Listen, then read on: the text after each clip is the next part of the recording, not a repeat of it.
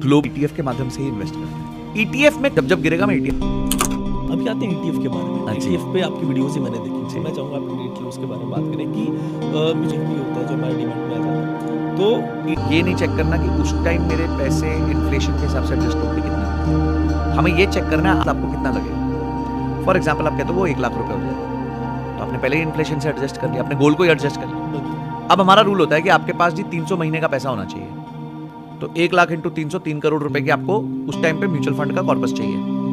ठीक है, आपका दूसरा गोल सेट हो गया कि भाई 3 करोड़ का कॉर्पस चाहिए मुझे।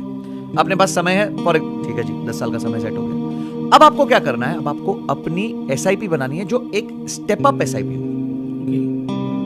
अगर आप सेम अमाउंट ही डालेंगे तो फायदा नहीं होगा, फिर तो आपको इन्फ्लेशन मारेगा ही मारेगा। तो आपको आज अगर आपने एग्जाम्पल तो अगले साल उसको 22,000 करिए, 24 करिए, 25 करिए। एक अजम्पशन लीजिए, अगर आप 10% स्टेप अप नहीं कर सकते तो 7% कर दीजिए। इन्फ्लेशन ही 7% की है, तो उसे बीट कर पाएंगे।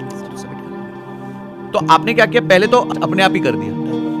ठीक है, उसके एक सवाल था हमारे दोस्त का, वो उनका इन्वेस्टमेंट था करीब 2 लाख रुपए ऐसा ही, तो उनका ये कहना था कि 2 लाख रुपए मेरा इन्वेस्टेड है, लेकिन 1.5 साल तो मैं क्या करूं, मतलब 2 लाख रुपए डाले हुए हैं फिर भी 6,000 रुपए बनाए, तो इस सिचुएशन में मतलब मेरे को तो कुछ फायदा नहीं हुआ। देखिए मैं वापस कह रहा हूँ कि ये लंबे समय का गेम है और 7 साल तक तो हम जीरो एक्सपेक्टेशन रखते हैं, 5 से 7 साल तक। उसके बाद सोचते हैं भाई ये कितना तो समझना पड़ेगा, ये कोई क्विक रिच स्कीम नहीं है, ये कब आपको रिटर्न देख। देखिए ये ना एफडी की तरह नहीं है कि हर साल आपको 6% देगा, प्रूफ है। उसके कहना है तुम्हारी नौकरी चली जाएगी, मैं बच जाऊंगा। बिल्कुल सिचुएशन अब ये आ गई, जो अच्छे पढ़े लिखे लोग हैं, वेल एजुकेटेड, वो भी इस तरफ जा रहे हैं। और आई थिंक उसका, और आप बात कर रहे थे कि 22 साल का 23 साल का बच्चा है, वो अभी जब आ रहा है मार्केट में तो उसको ये लग रहा है कि मैंने तो कुछ पढ़ा ही नहीं तरीके। हाँ बिल्कुल जीरो हो गई उसकी पढ़ाई, और उसको वो ऑलरेडी बहुत सारे लोग पढ़ चुके हैं क्योंकि वो एआई में है, एआई के थ्रू आप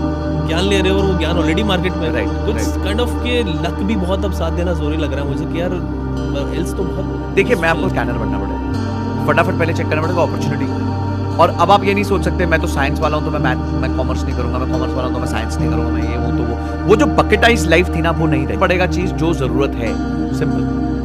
पर ये मौका भी अगर आप वो है ना क्या कहते हैं फ्लेक्सिबल है, निम्बल है, तो ये वेल्थ क्रिएट करने का सबसे तेज मौका है। मतलब मैं तो 10,000 रुपए कमा रहे हैं जस्ट बिकॉज वो एआई बेटर यूज कर सकते, और बड़ी ऑर्गेनाइजेशंस को छोटे ऐसे लोग चाहिए होंगे जो उनको एआई में हेल्प करें। तो अपॉर्चुनिटी भी बहुत बड़ी है, कर रहे हैं। या फिर जिन्होंने माता पिता हमेशा बोलते थे बेटा तुझे पास करेगा तो तेरे को ये वाली नौकरी लग जाएगी, वो समय शायद खराब होने वाला है।